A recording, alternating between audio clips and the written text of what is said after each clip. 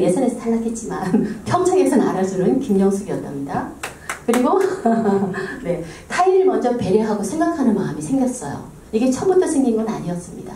제가 강의를 시작하면서부터 제가 강의한 지가 한 20년이 넘었거든요. 강의를 하다 보니까 제 자신한테 자꾸 질문을 하게 되는 거예요. 너는 그렇게 사니? 제가 스스로 성찰을 하게 되다 보니까 아, 나보다는 타인을 먼저 생각하고 배려하는 마음이 생기더라고요.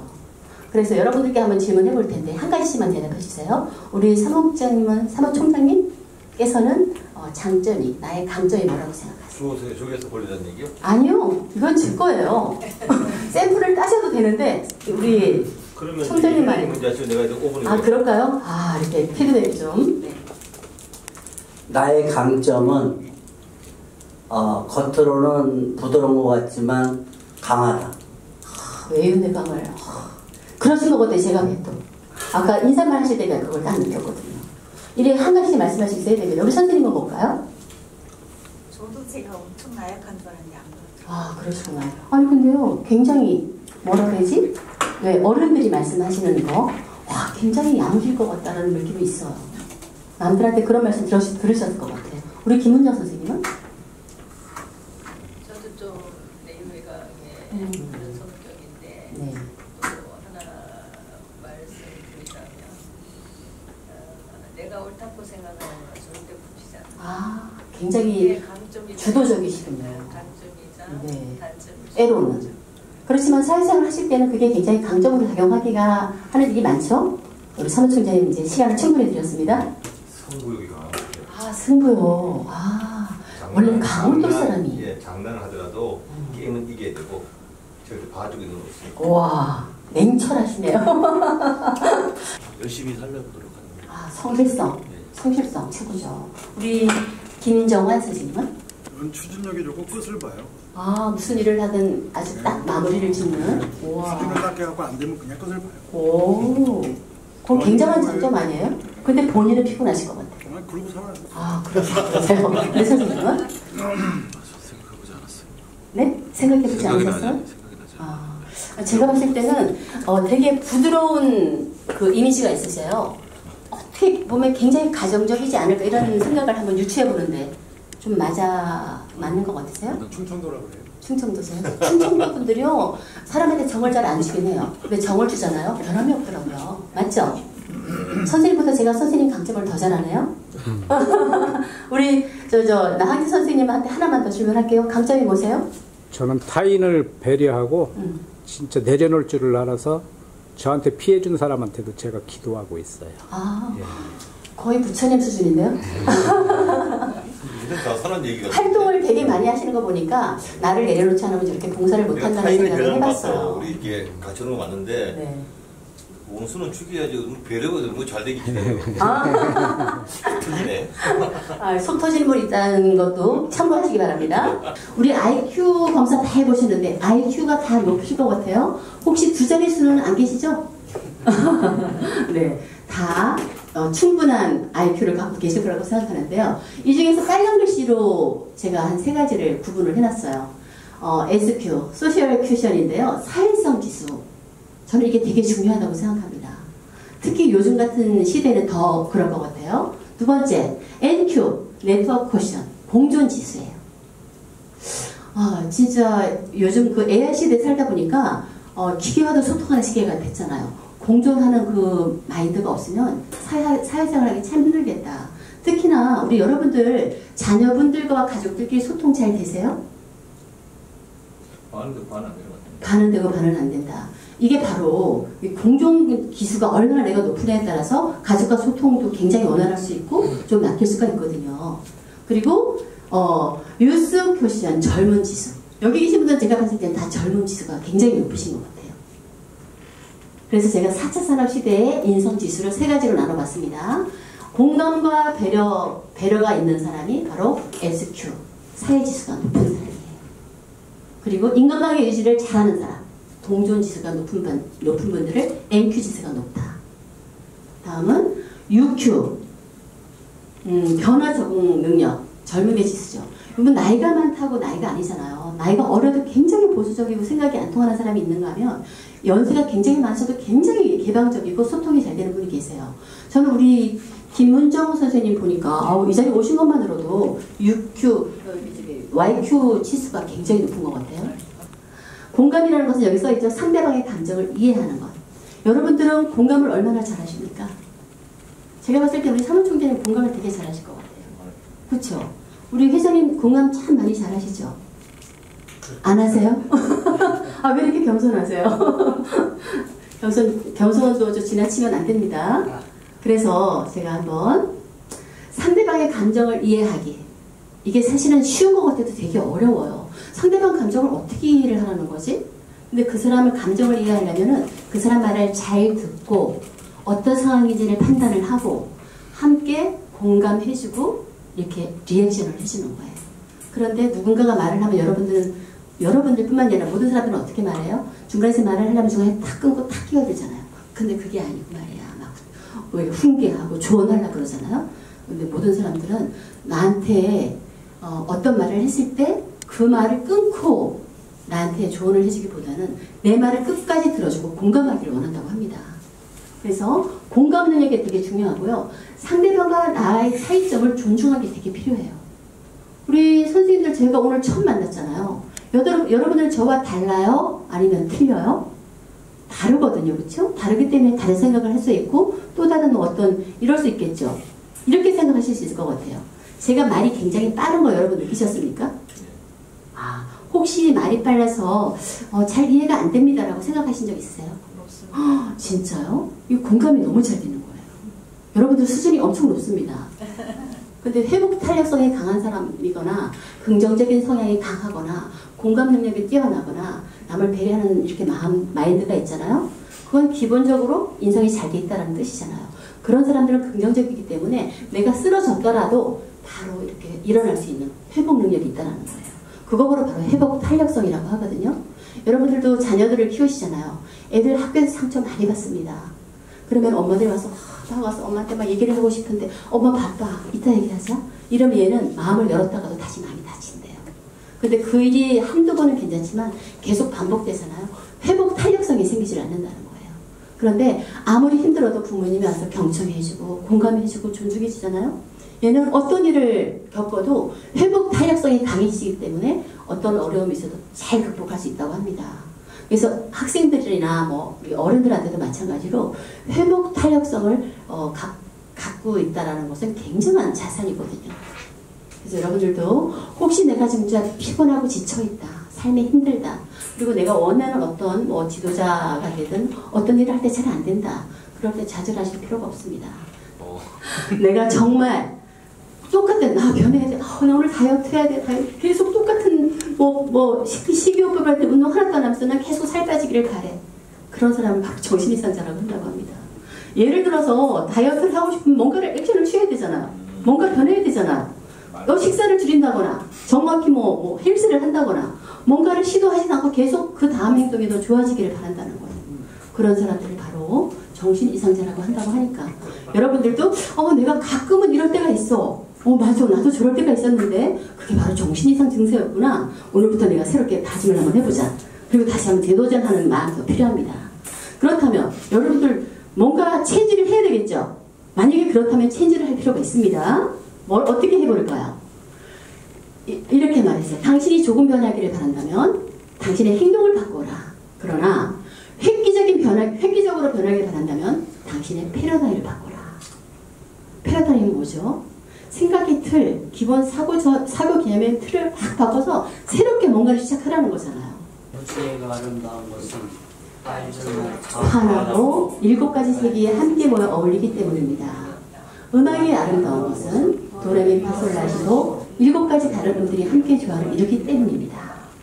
한 가지 색만 존재한다면, 한 가지 음으로만 음악이 이루어진다면 그토록 아름다운 무지개도 희로애락도 풍부한 감정을 느낄 수 있는 음악도 지금처럼 아름답지 않을 것입니다. 나도 너도 우리들 모두 서로 다른 색, 서로 다른 음악을 가지고 있기에 함께 할수록 더욱 풍성한 아름다움을 만들 수 있습니다. 아멘. 굉장히 이게 목소리는 안 내시지만 깊이 있게 읽으셨다는 얘기거든요. 그렇죠? 이게 바로 우리 사회를 얘기하는 것 같아요, 저는. 모든 사람들에게 해당되는 말이기도 합니다. 근데 인성 하나만 있으면 이 8가지 덕목을 충분히 소화하고도 남는다는 겁니다. 그런 의미에서 인성이 되게 중요해요.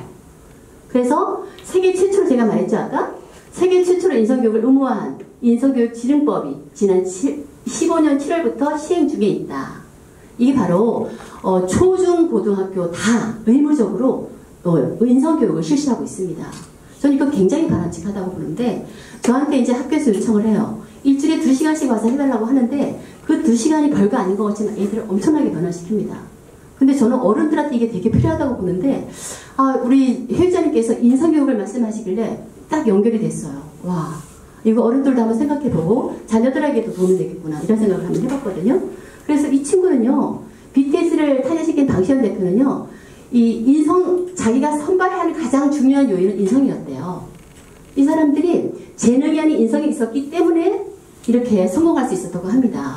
특히나 이 그러니까는 인재의 3가지가 신체, 기량, 인성이 중에서 가장 관심을 가졌다고 하는 것은 바로 인성이라고 하잖아요. 선택한 일에 내가 책임을 다하고 있는가? 이거 항상 전 질문해봐야 된다고 생각하거든요. 그래서 교육을 하는 사람으로서 교육을 등록을 해놓고 참여한다. 이건 굉장한 핵심 가치라고 저는 생각합니다.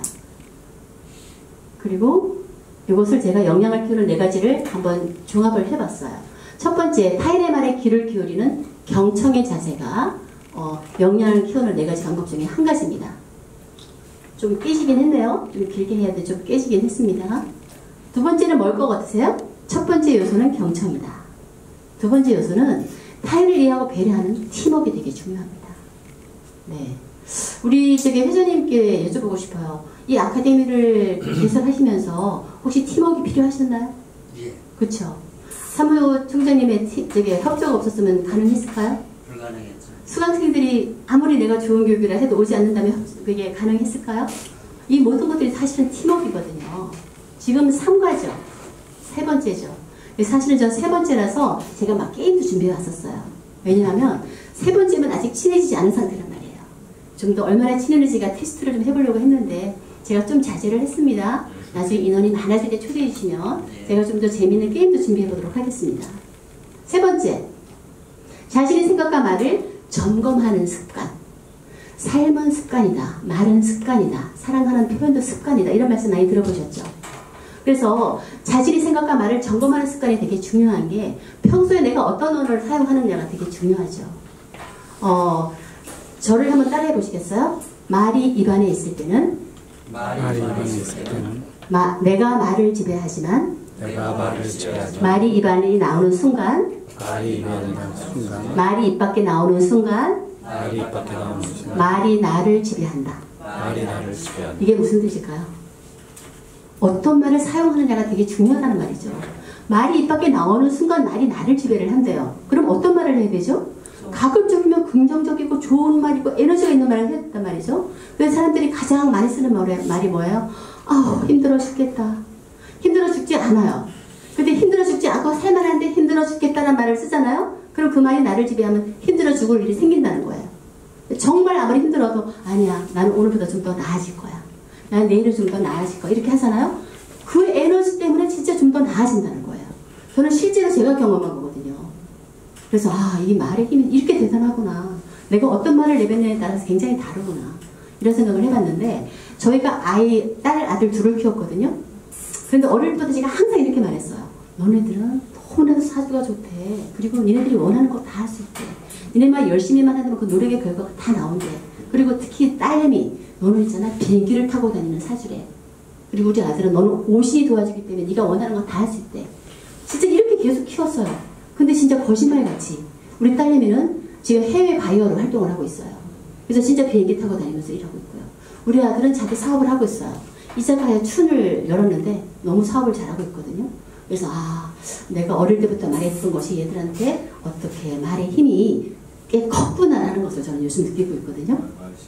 네, 그래서 말의 시간 된단 말 되게 중요해요. 한 가지만 더 말할까요? 제가 강원도 평창이라고 했잖아요. 근데 오빠가 셋이에요, 위로. 근데 제가 남자같이 컸겠죠. 맨날 자치, 구슬치기 이런 거 하고 제가 놀았거든요. 보기에는 되게 이쁘게 생겼잖아요. 여성스럽게 생겼죠? 네. 좀 실언을 했네요. 네, 그런데 예전에 이뻤습니다. 네, 그런데요 이러더라고요. 우리 엄마가 이랬대요. 너 말썽 자꾸 부리면 너 무주구천동으로 시집 보낸다 이렇게 말을 했다는 거예요 저한테. 근데 실제로 제가 남편을 5년 연애를 해가지고 친정에 인사를 시키러 갔어요. 근데 엄마가 제일 먼저 물어본 게 자네 고향이 어딘가 했더니 저 무주구천동입니다. 엄마가 뒤로 푸석 내라 주저앉더라고요. 그래서 항상 너한테 말을 하는데 입찬소리 하지 말아라. 애들 키우면서 입찬소리 하지 말아라. 이 말을 항상 하거든요. 그 말을 듣고 제가 애들한테 말을 자꾸 좋게 하는 습관이 생긴 것 같아요. 그래서 내가 평소에 자신의 생각과 말을 어떻게 하는지를 점검할 필요가 있어요? 없어요? 있어요. 있습니다. 여러분 자녀한테도 그렇고요. 남편한테도 그렇고 아내한테도 그렇고요. 내가 어떤 말을 하느냐에 따라서 그 삶이 달라지거든요. 정말 아름답고 지도자를 걷기를 원한다면 좋은 말씀을 쓰셔야 돼요. 스스로에게 던지는 창의적인 질문. 좋은 질문은 좋은 답이 나온대요. 수업할 때도 애들도 마찬가지거든요. 애들이 질문을 좋게 하잖아요. 그럼 그 질문한 애들을 위주로 수업을 하게 돼요. 그래서 내가 어떤 질문을 하느냐에 따라서 내가 어떤 답을 얻을 수가 있거든요. 그래서 여러분들도 마찬가지 어디 가서 내가 정말 궁금하면 정말 과감하게 질문하셔야 돼요. 그러면요 어느새 그 질문한 사람들 위주로 사람 위주로 수업을 하게 돼 있어요. 그래서 좋은 질문하면 좋은 답이 나온다. 요즘에 그 지금 알고 있어요. 네네네 거기다가 질문을 어떻게 하냐에 따라서 했잖아요. 굉장히 좋은 답이 나오거든요. 많이 어떻게 되나? 그렇죠. 네, 그래서 참 질문이 중요하다는 생각을 다시 한번 하게 됩니다. 저와 함께 한번 읽어보도록 하겠습니다. 다른 시작. 다른 사람보다 뛰어난 사람은 잠깐만요. 다른 사람보다 뛰어난 사람은 정말 뛰어나다고 할 수 없다. 이전에 자기보다 뛰어난 사람을 정말 뛰어난 사람이라고 할 수 있다. 이게 탈무드에서 나와요. 그렇죠? 네, 이전에 자기보다 뛰어난 사람이 정말 뛰어난 사람이지 다른 사람의 보다 뛰어난 사람이 돼봤자 소용없어요. 계속 나를 성장시켜야 내가 발전하거든요. 네, 제가 명언을 준비하고 왔나 봅니다. 사무총장님께서 굉장히 만족해하시는 표정이시네요. 보람 있습니다. 이것도 한번 읽어보도록 하겠습니다. 쑥과 다이아몬드는 그 원소가 똑같은 산소라는 사실을 아십니까? 모르셨죠? 쑥과 다이아몬드는요, 그 원소가 똑같은 산소예요. 다만 가꾸는 사람에 따라 다이아몬드가 될 수도 있고 숯이 될 수 있다는 사실입니다. 그래서 저희는 강의하는 사람으로서 여러분들은 원래가 다 산소지만 기본적으로는 다이아몬드세요. 내가 어떻게 가꾸냐에 따라서 정말 탄소로 남을 수도 있고 다이아몬드가 될 수가 있거든요. 저는 강의하는 한 사람으로서 하나의 씨앗을 뿌릴 뿐이거든요. 오늘 여러분들이 이 소중한 시간 내주셨는데 짧은 시간이었지만 여러분들께서 이 씨앗을 잘 받으셔가지고 좀 더 아름다운 리더로 또 더 큰 리더로 성장 발전하시기를 응원하겠습니다.